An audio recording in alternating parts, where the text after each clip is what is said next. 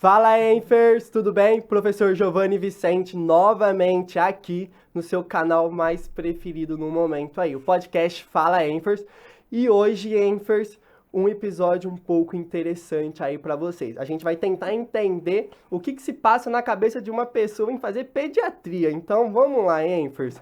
Antes de começar aí o podcast, lembrando que este episódio está sendo patrocinado por empresas que acreditam e apoiam o nosso projeto. E hoje a Artes do Brasão é uma empresa com heráldica universitária personalizada. Então você, acadêmico, quer trazer uma identidade visual para todo este momento que é a graduação? A Artes do Brasão vai te proporcionar este momento especial. Vai trazer este sentimento aí de desejo e conclusão do curso no seu brasão universitário. Então, Enfers, vamos lá mais um episódio.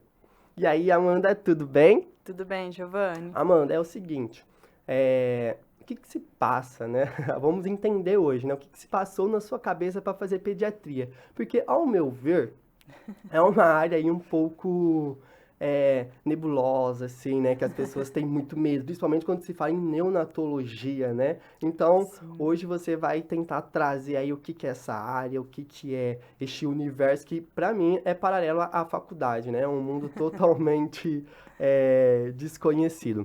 Bom, Amanda, como que foi aí a sua carreira, né? Fala um pouquinho aí, quem é a Amanda, o porquê a Amanda escolheu enfermagem, porquê a Amanda escolheu a pediatria, a neonatologia, né? E como que foi seu início de carreira? Bom, primeiro de tudo, quero agradecer, Giovanni, pela oportunidade de estar aqui, falando de uma área que vocês vão ver que eu sou um pouquinho apaixonada. Vou tentar aí laçar algumas pessoas para a minha área. Acho que é uma área que é muito cativante, né? Mas que realmente provoca muitos medos e, assim, medos que nos levam, que nos acompanham, né? A vida profissional toda. E isso é parte também do nosso conhecimento, de saber que é uma área que exige muito conhecimento, exige muita dedicação, exige muita atualização, né? Até porque as tecnologias também estão o tempo todo sendo atualizadas nessas áreas. E a gente precisa estar buscando essas tecnologias para suprir algumas necessidades nossas dentro, né, do contexto da ANEL e dentro da pediatria. Bom, Giovanni, para ser sincera, eu me descobri muito na enfermagem, né? No início, eu prestava outros vestibulares, mas eu queria alguma coisa na área da saúde, estava focada. No início, eu até prestava exatas, né? E aí, depois eu comecei a perceber que eu tinha mais afinidade mesmo pela saúde. E aí, eu comecei a focar e prestei vestibulares para farmácia e para enfermagem. Tinha algumas amigas já fazendo enfermagem, então já era uma área que eu tinha uma proximidade, né? Eu conhecia um pouco. E aí, quando eu entrei, eu percebi que eu não seria outra coisa, né? Eu não seria tão feliz se eu não fosse, se eu fosse de outra área, né? Ser da enfermagem, desculpem, para mim hoje, assim, quem me vê já sabe que eu sou enfermeira, né? É muito parte de mim isso. E tanto a pediatria quanto a neonatologia são áreas que eu fui me aproximando ao longo da graduação, mas já no segundo ano de graduação eu já sabia que eu queria seguir na área da pediatria. Já queria me dedicar nessa área, já comecei a buscar projeto de iniciação científica nessa área, comecei desculpem, comecei a me inteirar um pouquinho, tô um pouquinho gripadinha, gente. Um monte, gente. Esse clima seco nessa época tá triste. Ou seja, aquelas doenças de criança, né? Exatamente. E aí, tinha que ser, né, gente, da pediatria. E aí, eu comecei a buscar um pouco mais e eu fui me encantando cada vez mais pela área. E eu me apaixonei muito pela oncologia pediátrica. Então, foi no final do segundo ano da faculdade, aí desde o terceiro ano da faculdade eu já ingressei em uma iniciação científica nessa linha, e aí comecei a me dedicar um pouco mais. Então, até no último ano da faculdade, meus estágios já foram todos dedicados na área da pediatria, meu supervisionado já foi todo em pediatria. E aí, quando eu me formei, eu continuei a carreira acadêmica ali dentro da Universidade de São Paulo, que foi onde eu me formei, aqui em Ribeirão Preto. E aí eu tive a oportunidade do mestrado, então na sequência eu já ingressei no mestrado, mas sempre quis muito assistência, né? Eu gosto muito da assistência, sou bem apaixonada. E aí eu comecei a fazer o mestrado, né, mas já assim com um querer entrar para assistência, mas naquele momento eu queria me dedicar unicamente ao mestrado, né. Quando eu finalizei, na sequência, eu já ingressei num hospital público aqui de Ribeirão Preto, e em conjunto também já iniciei uma pós-graduação, especialização em cuidado intensivo neonatal e pediátrico. E aí a vaga, quando eu entrei, foi justamente uma UTI pediátrica. Então, assim, o sonho de carreira já estava ali, né? Concluiu, né? Que coisa pra poucos. Tive muita sorte nesse sentido, né? Mas consegui trilhando né, dentro da área que eu já tinha afinidade, já tinha escolhido. E aí a gente também acaba sendo escolhido, né? Nessa área. A gente vai se desenvolvendo bastante ao longo, né, do contato com a área. E a gente vai descobrindo dentro desse universo outras tantas coisas, né? Então, eu tinha muita afinidade para a oncopediatria. E quando eu comecei na assistência direta ali, eu fui me descobrindo em tantas outras áreas, né? Então, hoje eu sou muito apaixonada mesmo pela pediatria de uma forma geral. Então, muitas subespecialidades me encantam, né? Na parte da PED. E esse querer de fazer pediatria e neonatologia, ele veio realmente a hora que você entrou na faculdade, ou você já demonstrava já algumas habilidades, algumas empatias com crianças antes de entrar na graduação? Eu sempre brinco, né? Que eu gosto de cuidar de criança doente, né? Eu tinha, assim, uma proximidade com crianças, mas eu nunca tive tanto envolvimento, assim, com crianças, né? Foi durante os estudos mesmo, a graduação. E aí, eu falo que eu gosto de cuidar de criança doente e as pessoas se impactam, né? Ah, não. Alguns falam que bom que tem alguém que gosta, né? Mas é diferente o contexto. A perspectiva do cuidado em si, né? Como que a gente realiza esse cuidado, a delicadeza que ele tem que ser, e assim, é muito além de uma técnica. Ele tem que ser tem muito saber envolvido para a gente conseguir fazer uma técnica simples, por exemplo, uma punção venosa, né? Eu tenho que entender muita coisa da pediatria para eu conseguir fazer isso de uma forma de qualidade e entendendo a perspectiva dela dentro do crescimento e desenvolvimento, por exemplo, né? Que ele está permeando isso ao longo de toda a infância. E aí eu estou inserida em alguns pontos, né? Que traz um contexto ali traumático, muito traumático, né? Então, se a gente pensar no cuidado de uma doença crônica, ela vai ter vários traumas, né? Então, eu preciso entender, primeiro de tudo, como é cuidar de uma criança, como é a saúde da criança em si e como que é o contexto dela dentro de uma condição de doença. Então, o que me encanta realmente é todo esse saber, né? A gente tem que saber muito, a gente tem que estudar muito. E aí, quem é dessa área, a gente até brinca, né, que a gente não gosta de cuidar de adulto, que a gente não sabe, a gente fala que a gente não sabe cuidar de adulto. Mas dentro do contexto, a gente precisa saber de cuidar de um neonato, né, de um lactente, precisa saber cuidar de uma criança, precisa saber cuidar de um adolescente. E esses adolescentes, muitas vezes, são muito maiores do que a gente. Nossa, e tá muito, tipo assim, realmente, essa questão, porque como enfermeira emergencialista, muitas vezes eu fico na triagem, né? Às vezes aparecem umas pessoas lá, né? Eu já tem uns 20 anos, a hora que vai ver tem uns 14. Assim, nossa, não tem como. Assim, olha que eu sou alto, hein? Eu sou alto e tem gente maior do que eu, criança maior que eu ainda. Assim, nossa, é muito... Eu tive um paciente de 192 quilos, né, na internação pediátrica já. E ele tinha 14 ou 15 anos. Mas, para você ter noção, né, a gente precisa também saber do contexto de cuidado, né, mas eu nunca, dentro, mesmo que ele seja um tamanho ali de adulto, né, ele tem questões próprias da adolescência que diferem completamente, né, e que exigem da gente muito mais coisas do que se eu estivesse cuidando de um adulto de fato, né. E aí, é isso que acaba me encantando, assim, a gente ter que saber além e conhecer muito bem a criança, saber comunicar, mesmo com o RN, né? A comunicação ela é extremamente importante.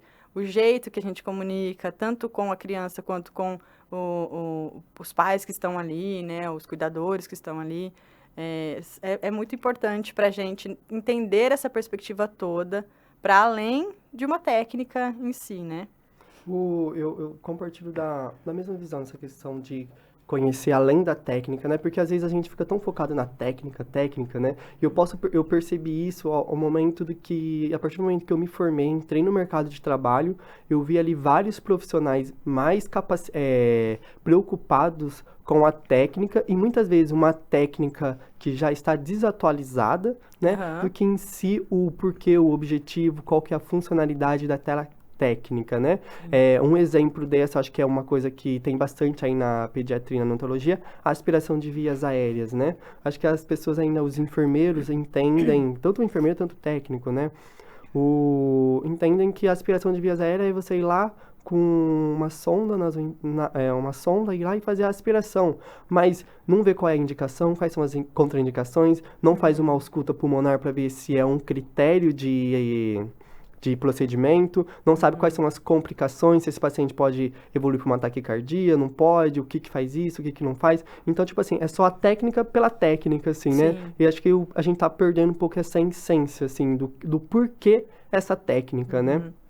Exatamente. E, Amanda, essa questão de ensino, né? Você falou que conseguiu se apaixonar mais, se interessar mais desde o seu segundo ano aí, na questão da iniciação científica, né? A gente sabe que não é uma realidade no Brasil, né? Sim. Dessa possibilidade de a gente fazer iniciação científica. Eu mesmo não tive essa oportunidade, eu vim de escola privada e a minha escola não tinha esse programa. Foi de extrema importância a iniciação científica ou existe outros meios de buscar conhecimento?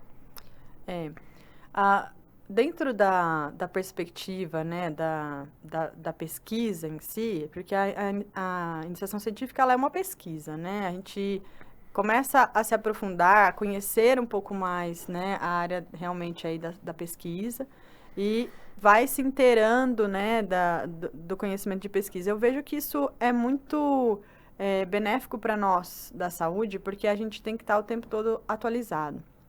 Então, quanto antes a gente ter contato com a ciência, né, mas melhor a gente consegue depois entendê-la, né, conseguir ler um artigo e avaliar aquele artigo melhor, né, entender que o meu contexto, ele tem que ser pautado em uma evidência, né, não pode ser um conhecimento aí só popular, né, passado de gerações, especialmente dentro da minha área, né? Na pediatria a gente tem muito isso, que a avó fazia assim, me ensinou assim, então, sabe, vai sendo passado por gerações, e às vezes é uma coisa que, e muita gente fala, né? Ah, hoje tem muito, por exemplo, autismo, né?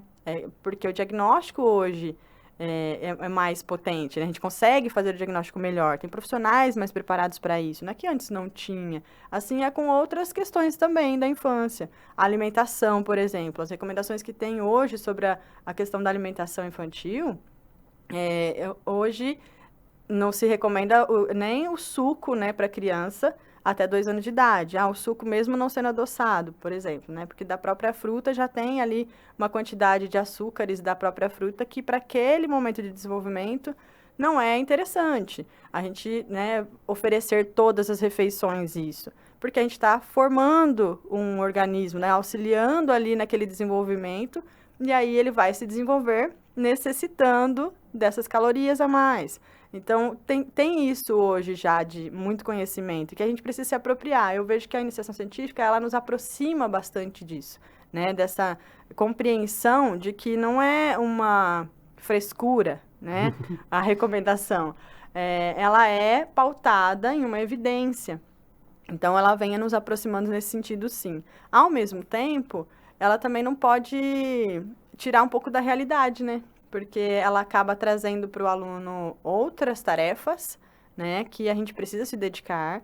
Então, se o aluno já trabalha, se ele já tem algum outro vínculo, para ele é muito mais difícil fazer uma iniciação científica também, né, porque tem toda a graduação ali para ele de peso, né, para estudar, se dedicar, tem os estágios, e a gente tem muita coisa para aprender.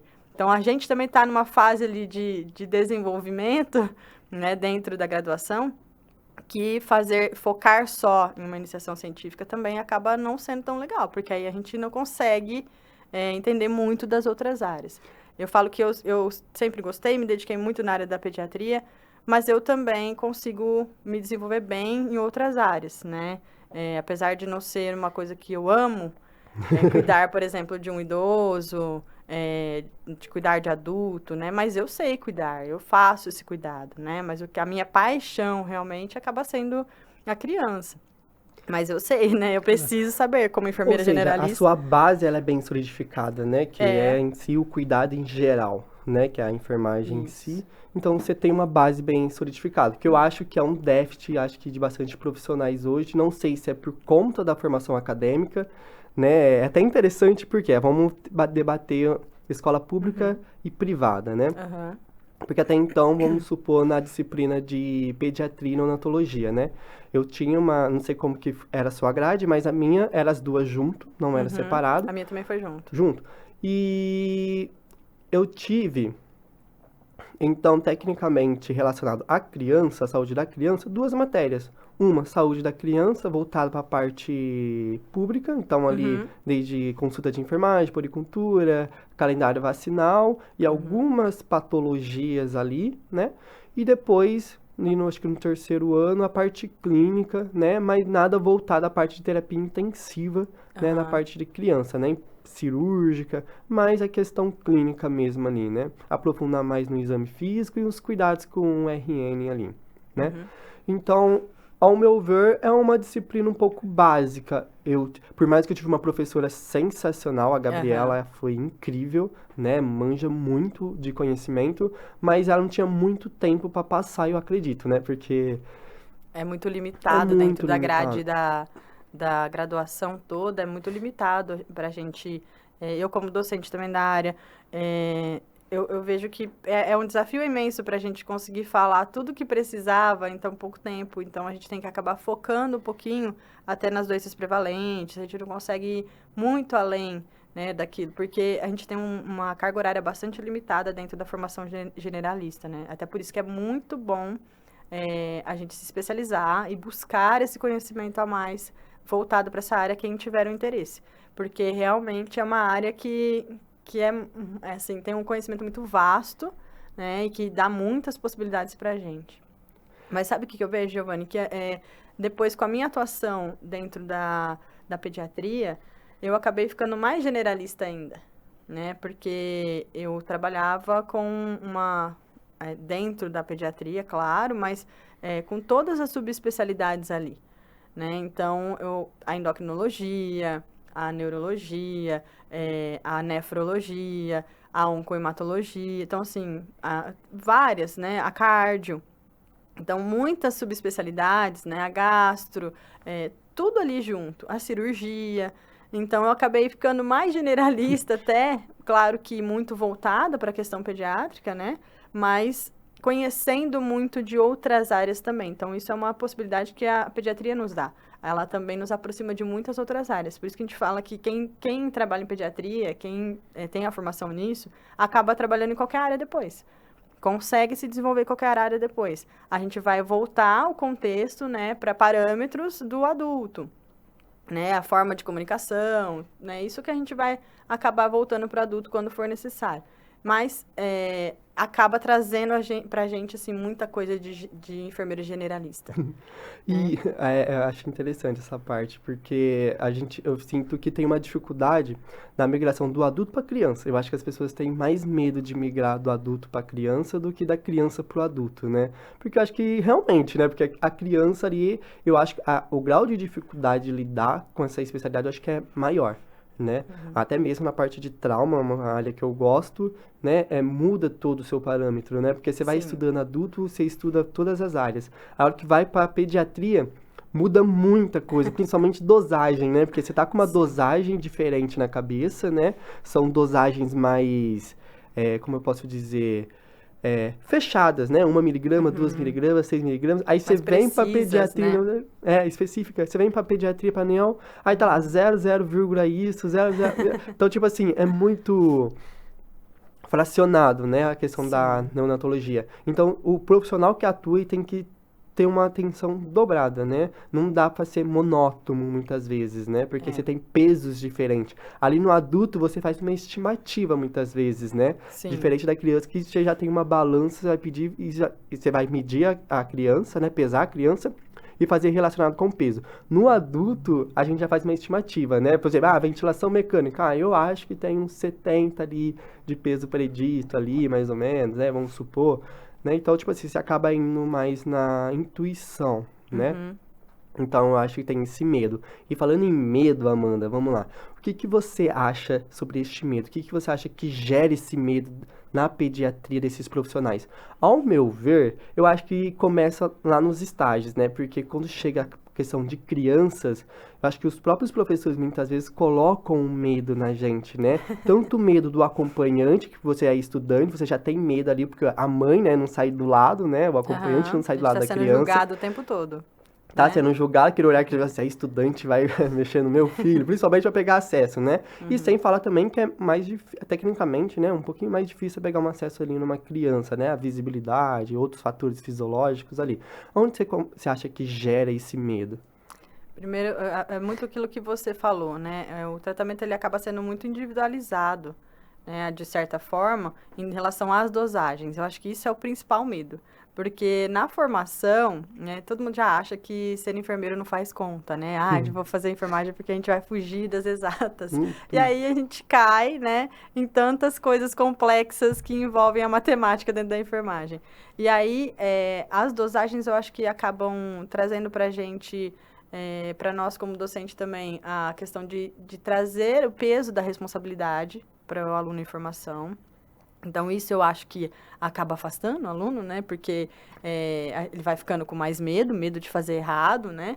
E muitas vezes, os serviços, os próprios docentes, eles também têm medo de deixar que o aluno faça, né? E aí, a pouca vivência mesmo ali no cuidado da criança acaba trazendo mais medo ainda, porque você já chega com aquele contexto, nossa, é tudo tão quebradinho, é tudo, né, é muito complicado, você já vai com aquele, né, aquela ideia de que é muito complicado, e não é tão complicado assim, né, o que envolve é muita responsabilidade mesmo, e a gente está sempre reconhecendo que aquilo é bastante individualizado, mas tem muitas crianças do mesmo peso, né? Tem muitas coisas assim que a gente consegue, depois a gente vai desenvolvendo e a gente vai fazendo de uma forma muito rápida depois, porque você vai fazer isso várias vezes, né? Mas acho que é isso, é a falta de oportunidade da gente realmente vivenciar durante a nossa formação. Como você falou, eu tive pouco durante os estágios, né? Teve uma professora muito boa, tudo, mas acaba sendo mais superficial no contexto geral da formação, porque a gente não tem tempo realmente para fazer, né?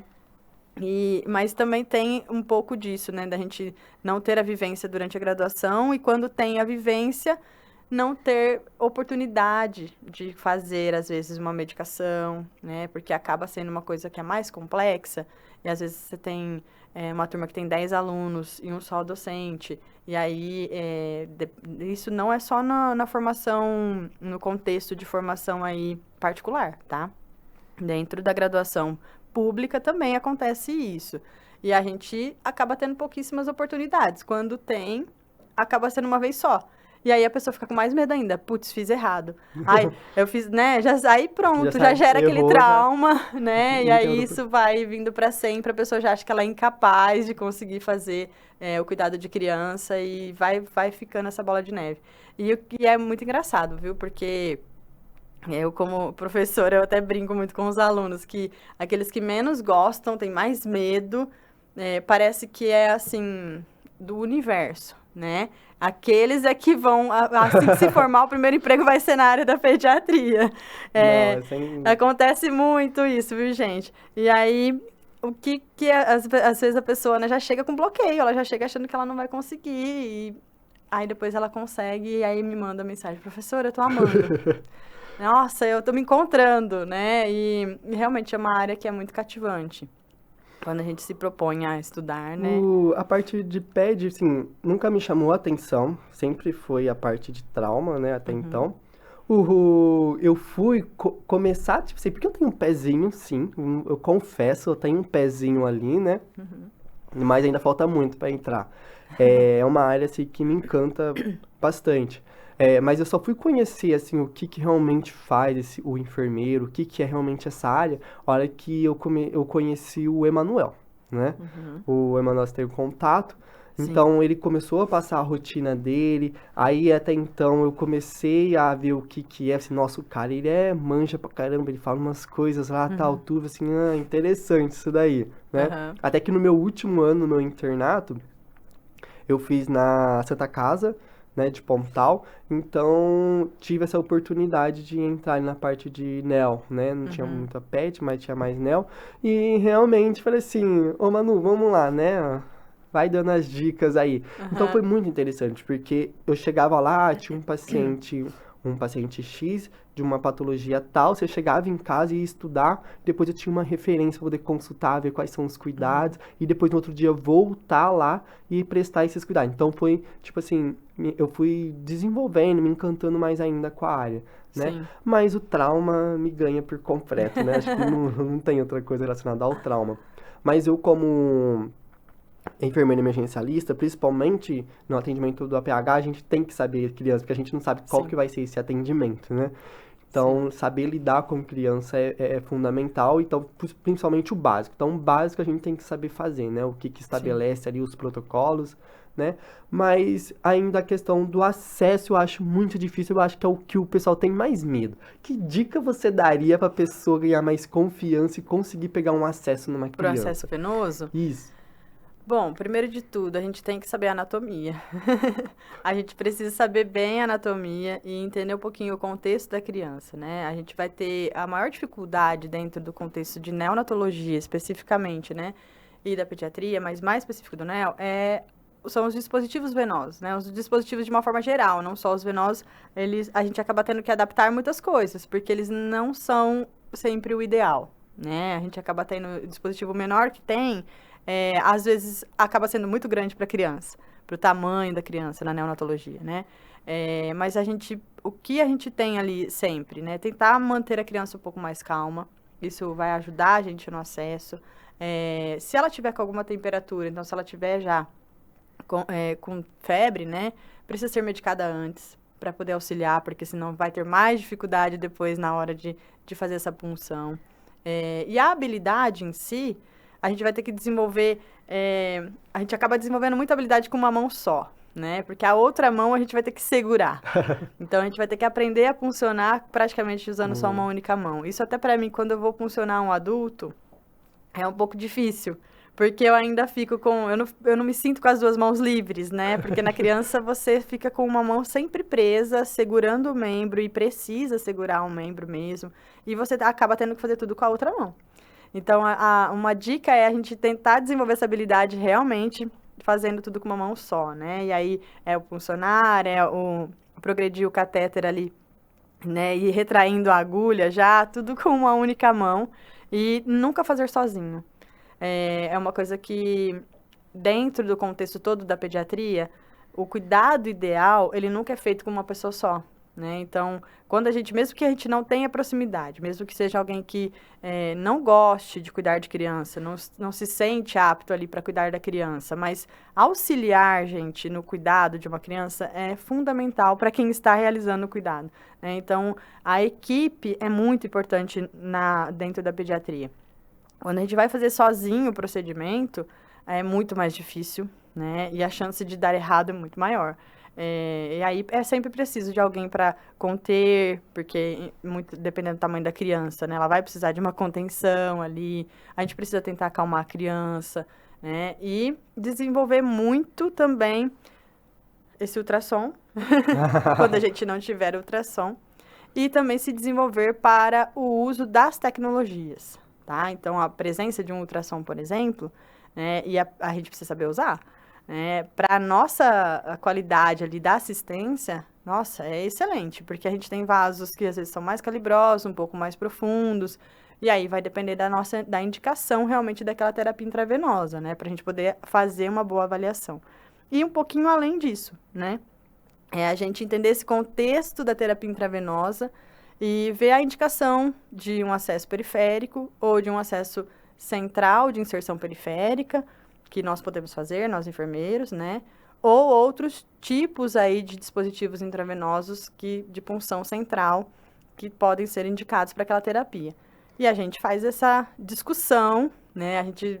É muito difícil para nós enfermeiros, porque muitas vezes o que acontece no contexto todo é que a gente é chamado quando já não tem mais possibilidade de acesso, né? E aí a gente tem que fazer milagres. Então, antes de tentar fazer esses milagres, é entender que tem que ter ali um protocolo, tá? Porque senão o atendimento passa a ser uma tortura até para a criança. E além disso, né, é um risco absurdo de infecção, né? Então, a gente tem que seguir os protocolos, aquilo que é preconizado já pela Anvisa, de número de punções, mas até antes disso, entender a indicação de qual o melhor acesso, melhor dispositivo, né, para a gente poder fazer de uma forma mais segura para a criança. Você tocou em vários pontos aí, né, importantes, né, que ao meu ver concordo com todos, tenho as minhas opiniões. O que acontece, né? Você tocou na questão da eficiência, né? Para mim, experiência profissional não é sinal de eficiência. Para mim, eficiência é você conseguir aquilo que foi encarregado a você. Ou seja, eu preciso de um acesso, para mim a eficiência é eu conseguir o acesso. Como eu vou conseguir esse acesso, não importa. Seja ele da forma técnica, por exemplo, ali por palpação, sentir a veia, funcionar a veia, ou a utilização do ultrassom. Porque eu acho que ainda tem um pouco de preconceito da utilização do ultrassom pela própria equipe de enfermagem. Muito. Né? Posso dizer isso porque é uma área que eu também me interesso muito, assim, pra caramba, né? O meu mestrado, meu pré-projeto tá sendo voltado para isso, na utilização do trauma, né? Porém, por exemplo, você colocou uma questão que chama a gente sempre na última hora, né? Então, Sim, já furou o paciente ali 5, 3 vezes, né? A gente tem estabelecido ali, a gente tem normas que tem 2 tentativas, né? E a terceira se chama por por profissional. Até 2 profissionais. Até 2 profissionais, então você tem que utilizar. Então, geralmente, chama a gente, olha que o paciente já está estressado, o acompanhante já está bravo, então você tem que saber lidar nessa situação. Além disso, tentar ainda pegar o acesso, ou seja, mais pressão ainda, né? E quando eu utilizo o ultrassom, sempre vem acompanhado que, enfermeiro bom é aquele que funciona sem ultrassom, né? Mas aí eu penso, bom, se o enfermeiro bom é que funciona sem ultrassom, então eu sou incrível, porque eu sei funcionar sem ultrassom e com ultrassom, Sim. né? Com ultrassom não é só você visualizar o vaso, você vai ver o tamanho desse vaso. Porque uma coisa que eu acho que a pessoa perdeu, acho que é cultural, é emergência abocate 18, né? Não é. Né? Eu acho que o conceito do abocate, do acesso venoso, é segundo a necessidade do paciente. Qual é a necessidade do meu paciente naquele momento? Qual que é a emergência deste paciente, né? Então, você consegue visualizar o tamanho deste vaso, né? Você consegue visualizar se esse vaso, ele tá com... Se apresenta trombo, se apresenta trombo. Lesão, né? Então, você consegue avaliar várias outras coisas ali com o ultrassom. Não é só um acesso que você vai pegar, né? É igual o acesso na fossa anticubital, né? Não é a primeira via de escolha e é onde todo mundo melhor, vai. Né? Nunca. E é onde todo mundo vai, entendeu? Então, tipo assim, existem várias possibilidades. Então, eu acho que ainda tem essa questão do Conselho Federal de Medicina, né? Que sempre entra com norma falando que o enfermeiro não pode utilizar o ultrassom, né? E eu sinto que também os próprios profissionais também têm este preconceito tem uma resistência, né? De uma forma geral, assim, tanto da própria enfermagem, né, quanto de outras classes. Até porque isso, não é que a gente não vai estar roubando espaço de ninguém, né? A gente precisa deixar isso bem claro. Mas no nosso contexto atual, a prática avançada, né, da enfermagem, ela já é uma realidade e ela precisa ser. E ela precisa ser não por nós, né? Ela precisa ser porque o nosso cuidado, ele é para o paciente. E as condições hoje, né, especialmente dentro da pediatria, elas têm trazido pacientes mais graves. O que tem acontecido no contexto geral? A gente tem tido mais sobrevida porque a gente tem mais tecnologias. Então, a gente tem pacientes mais hoje, né, sobreviventes que são dependentes de tecnologia, que vivem em casa, né, na dependência de tecnologia e que, consequentemente, eles vão internar mais vezes, né? Então, uma criança hoje, ela vive bem com uma traqueostomia, ela vive bem com uma gastrostomia, né? Mas eventualmente ela pode internar por uma pneumonia, né? Sendo então com mais chances disso acontecer. E aí na nossa prática a gente tem tido mais pacientes, né? Em casos assim um pouco mais complexos, porque realmente eles já usam algum catéter, então eles fazem alguma terapia intravenosa frequente, usam um catéter totalmente implantado, né? Que dependendo da condição da criança, ele não é implantado numa região habitual, né? Muitas vezes ele não está em hemitórax, ele pode estar em outra região. E a gente precisa começar a se apropriar dessas tecnologias e entendê-las melhor, pensando na perspectiva do cuidado, né? Da assistência de qualidade. E aí a gente tem tido mesmo isso, muita resistência. E tem aquele mito, né, do enfermeiro 18º, né? Que o melhor é aquele que vai pegar o acesso mais calibroso, independente da circunstância, né? E sem utilizar nenhuma tecnologia, porque ele é muito bom. Muito bom. Então, ele não precisa, né? E aí, perde-se todo o conhecimento que a gente já tem em relação à terapia intravenosa, que, aliás, fica uma dica, tá? Que isso é uma área da enfermagem que a gente precisa se apropriar muito e que durante a nossa formação a gente tem isso muito superficialmente na graduação. Isso é um domínio da enfermagem, que precisamos dominar, né? Porque muitas vezes acontece exatamente como eu já falei. Só chamam quando já não tem mais nenhuma condição, na esperança que a gente faça um milagre realmente. E a gente precisa entender que, até mesmo para acontecer alguns milagres, a tecnologia é fundamental.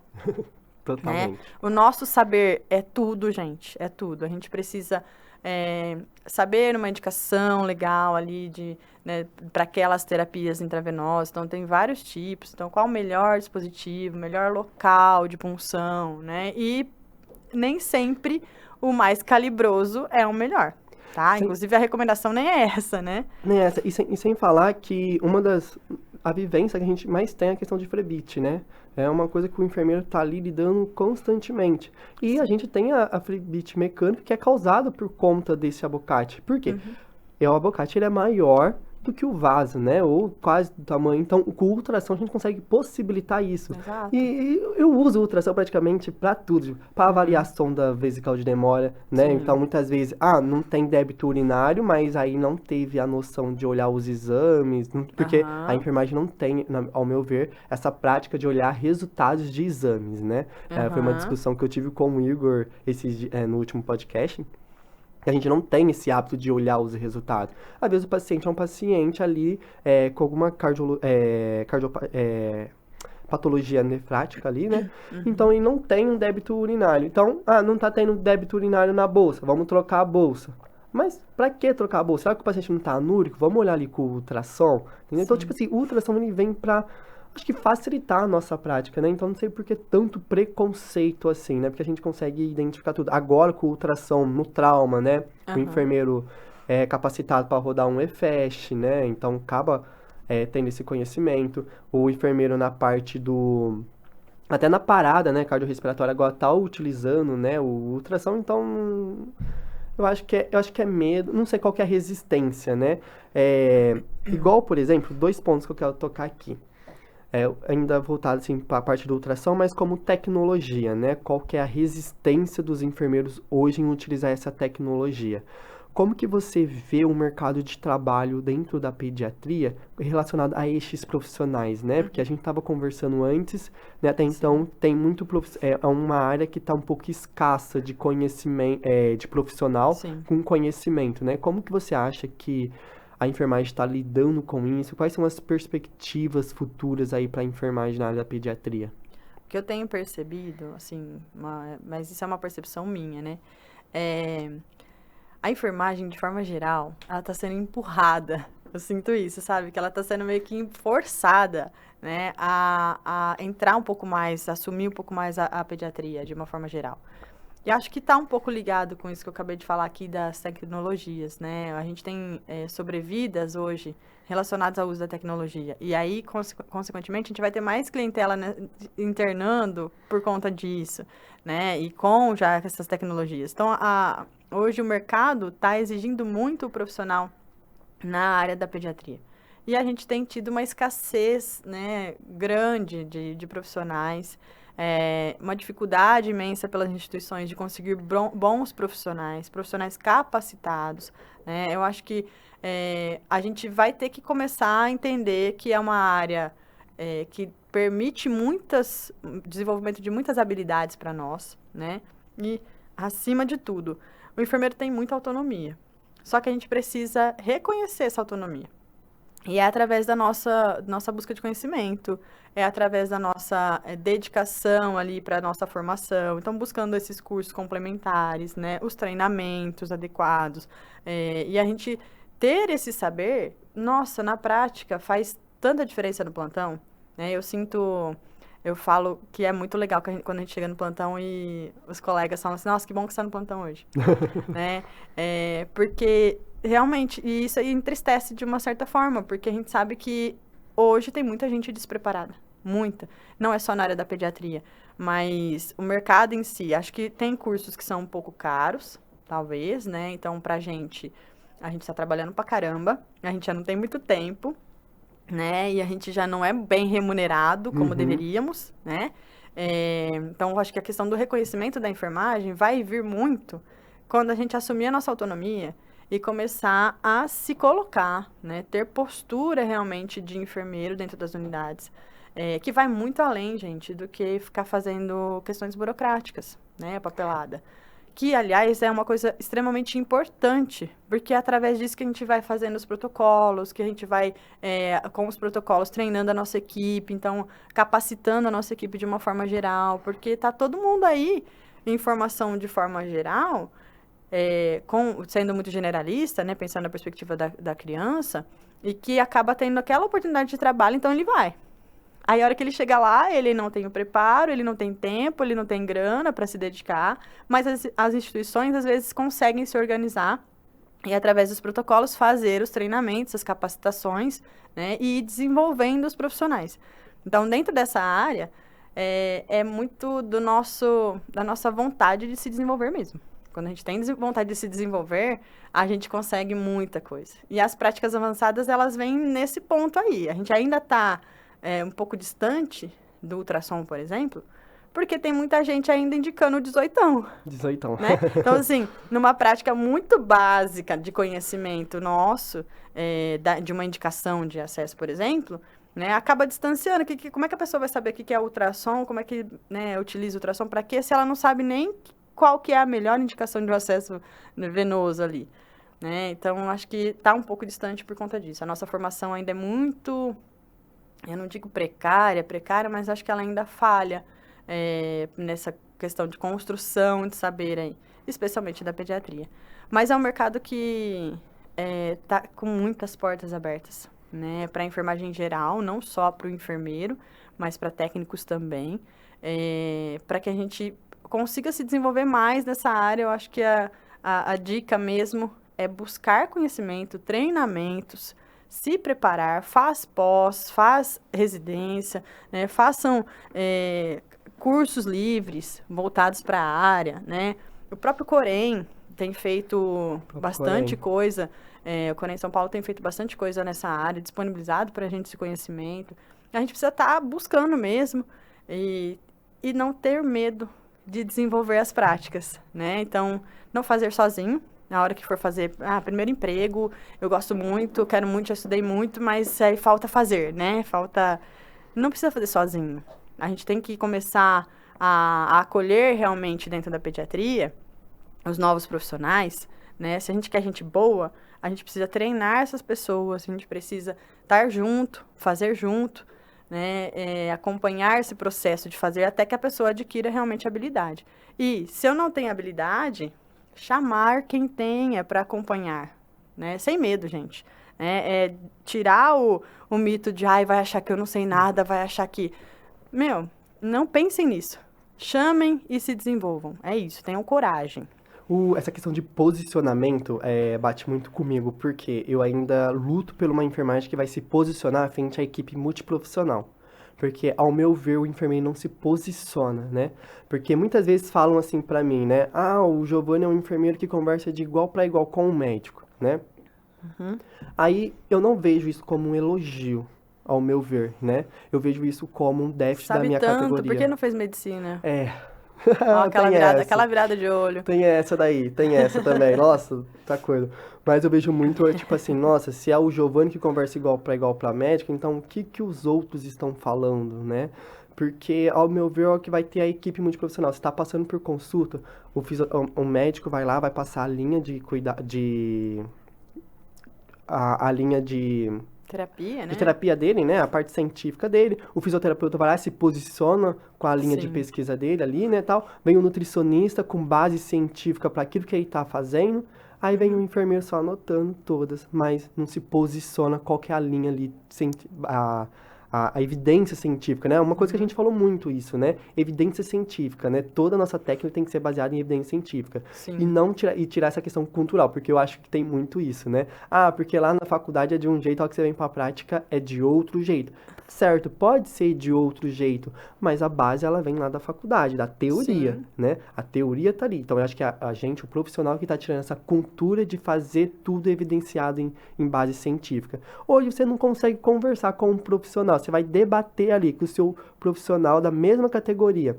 Você vai trazer lá um assunto, por exemplo, a instituição tem um protocolo de taquicardia, de dor torácica. Aí você vai debater porque apresenta falhas nesse protocolo, você vai Sim. trazer evidência científica, mas a pessoa não está entendendo o que você está falando, né? Aham. Então, tipo assim, vamos argumentar, não é criticar, mas vamos apontar as falhas baseado em fatos. É um processo de construção, né? Então, construção. É. Então, eu vejo que, tipo assim, a enfermagem, ela tem um potencial, então, acho que entra essa sua fala, olha que o enfermeiro se apoderar da sua autonomia, então, falta muito isso, né? Então, quem estabelece o acesso periférico? A gente vai esperar o médico para escrever, ou o enfermeiro, analisando a cena, a situação com o paciente, já vai estabelecer uma via periférica.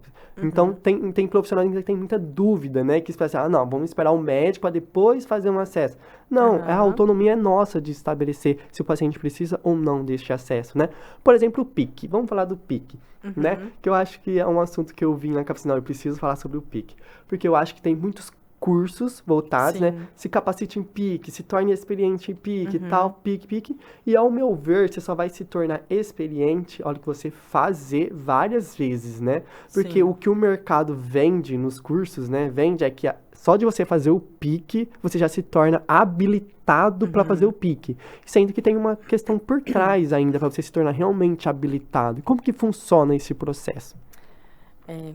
Eu só queria fazer um comentário antes, viu, Giovanni, dessa questão da postura. O enfermeiro que se posiciona é muito tido como transgressor, né? É um enfermeiro chato, é um enfermeiro crítico, né, assim, da unidade, é um enfermeiro que a gente é muito criticado, viu, gente? A gente, por ter saber e ter conhecimento, que a gente tem que ter sempre a clareza é que a gente tem que ter essa postura, a gente tem espaço para isso e a gente precisa ganhar esse espaço, né? Quando a gente leva para uma discussão, uma indicação de um catéter, é porque eu tenho um fundamento para isso, né?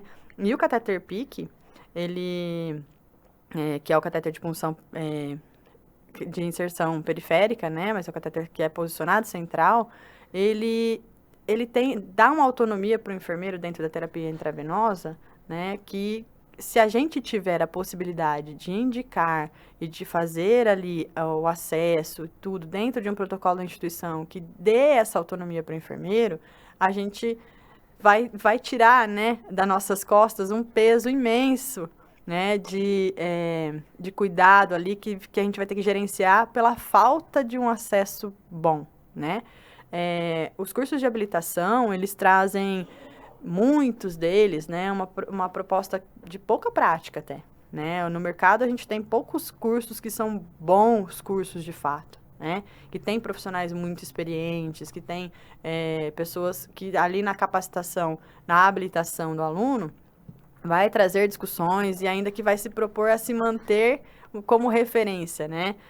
Eu sou instrutora de um curso de PIC e a gente se mantém assim, então a gente está sempre o tempo todo recebendo imagem do posicionamento para discutir a posição do raio-x, até que as pessoas desenvolvam de fato algumas coisas. Mas, como eu falei, não dá para a gente fazer sozinho, achando que a gente sabe tudo, apesar de ser habilitado. né? Fazer primeira vez, é sempre o ideal fazer em conjunto, especialmente com alguém que já tem experiência, né? Para a gente poder adquirir essa experiência aí com o fazer várias vezes, né? Até para a gente poder discutir, cara, quando eu avalio, e aí é uma criança e já tem um antibiótico, né, de 7 dias prescrito, e que é um antibiótico, que às vezes é uma vancomicina, por exemplo, né? Já na primeira dose, ela pode perder o acesso. Então, é um acesso que vai durar uma única dose.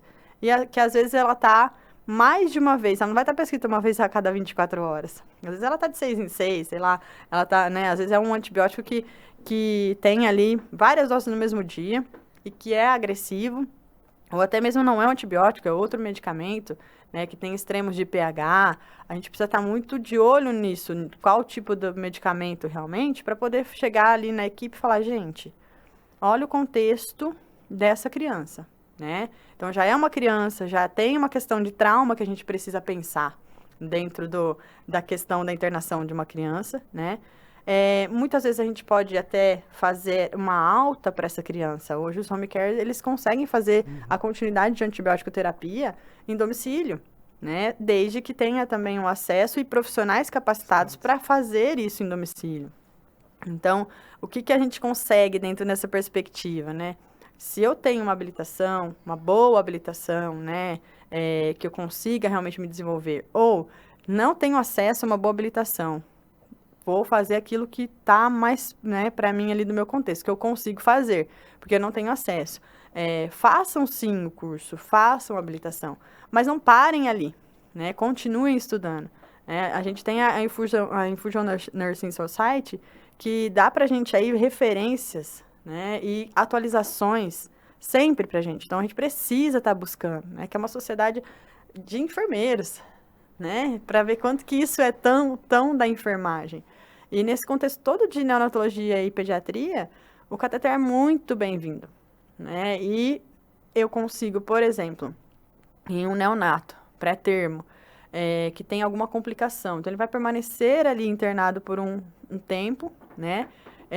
E ele vai sair muitas vezes com alguma condição crônica que vai depender de terapia intravenosa, né? Seja ela intermitente ou seja ela bem prolongada, por muito tempo da vida daquela criança, né? Então, se isso não for muito bem planejado e muito bem executado já na fase de neonato, essa criança com 1 ano de vida, ela já tem insuficiência venosa.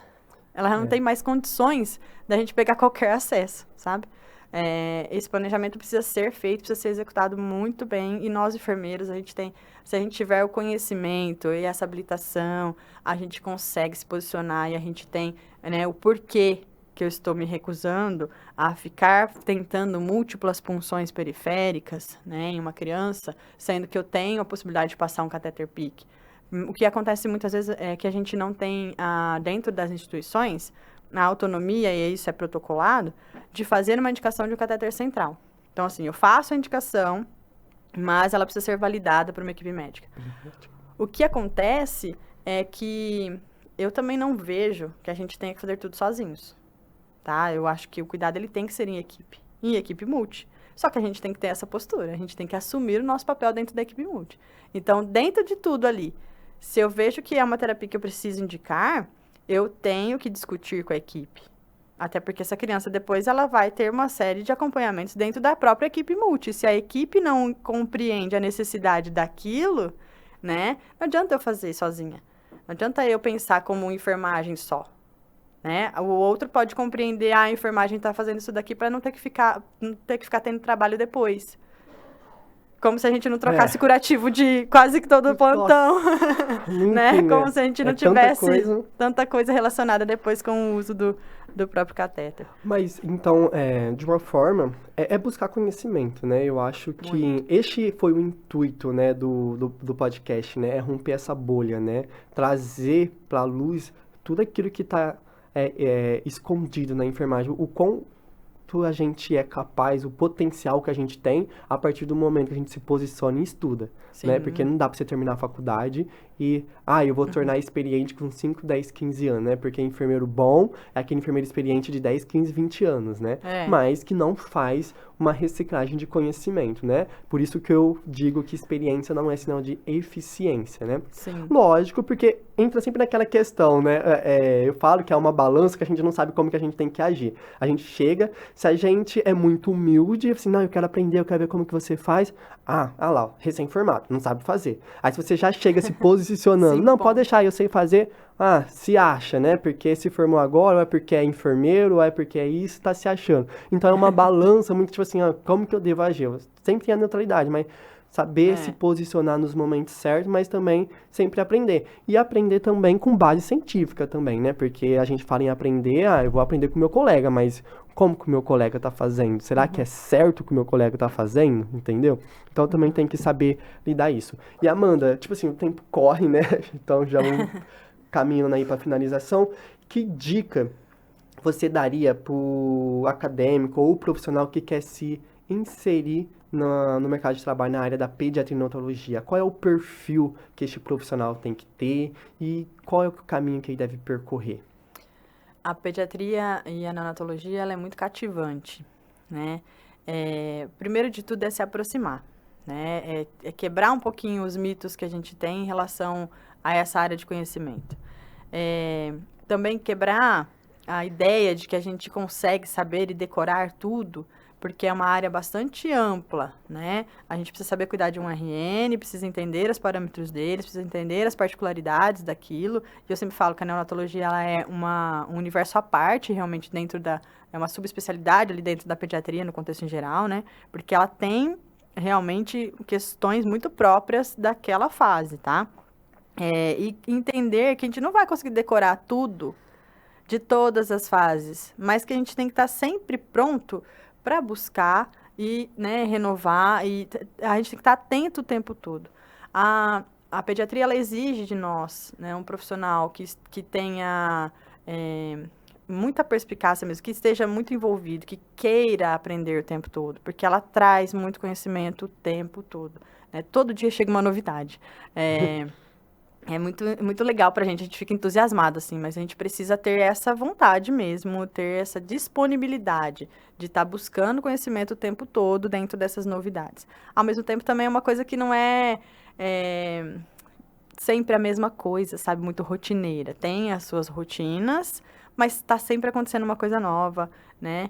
E ter habilidade também para a gente se desenvolver dentro do contexto da pediatria. Então, a habilidade de comunicação é uma das coisas que a gente desenvolve e tem que desenvolver, né? Falar com uma criança, um adolescente, não é da mesma forma como eu falo com uma criança. E a minha comunicação com um bebê, né? Ela não pode deixar de acontecer também. Então, dentro de todas as fases, a gente também está pronto, né, para conseguir se comunicar adequadamente.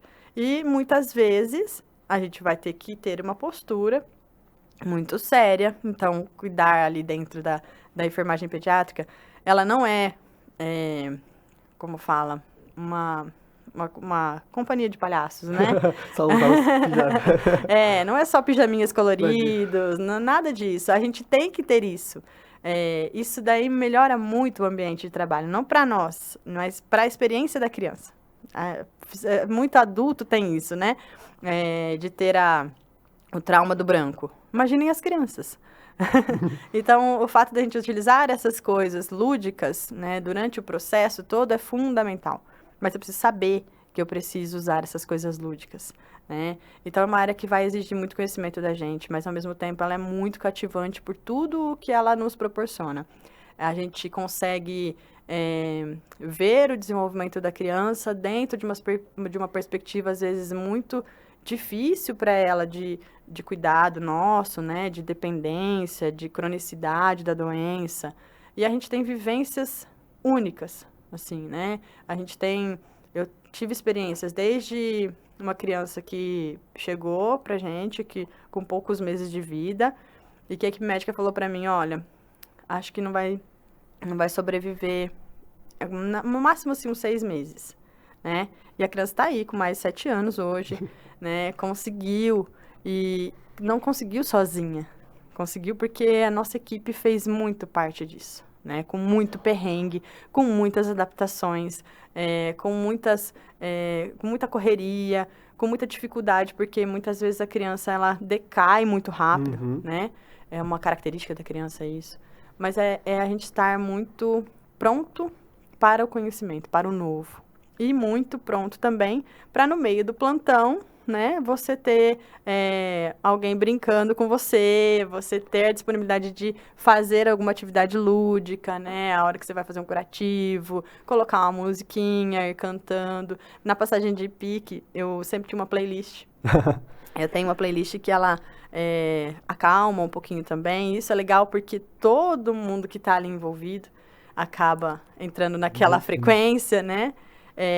E também está muito aberto para as famílias, né? Não dá para a gente falar de pediatria e esquecer das famílias. Das famílias, né? Que não é muito dá. importante.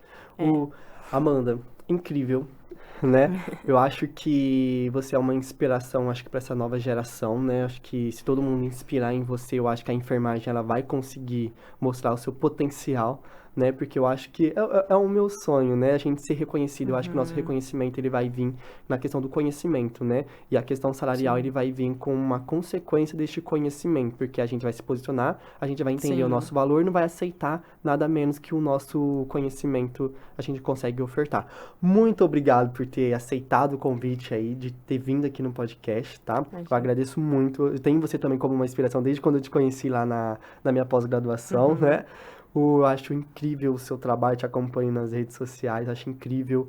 E eu deixo isso daí pra você. Eu acho que você é uma inspiração, eu acho que você é uma das melhores enfermeiras aqui da região, né? Obrigada. E eu espero que as pessoas, onde quer que vá, ou você passe, você possa inspirar essas pessoas a buscar o melhor e acreditar aí no potencial. Muito obrigado A gente mesmo. está sempre se esforçando para isso, né? Como eu falei, o meu desafio aqui hoje era tentar trazer algumas pessoas para essa área, se apaixonarem por essa área. Sim. É uma área bastante difícil, sim, claro, porque exige muito da gente, mas é muito gostoso, gente. Nossa, é muito, assim, a sensação de cuidar e de ver, né, a qualidade depois do nosso cuidado, porque isso também é uma coisa muito relacionada. Não basta sobreviver, tem que sobreviver com qualidade de vida, porque ele vai ter muitos anos de vida ainda, né?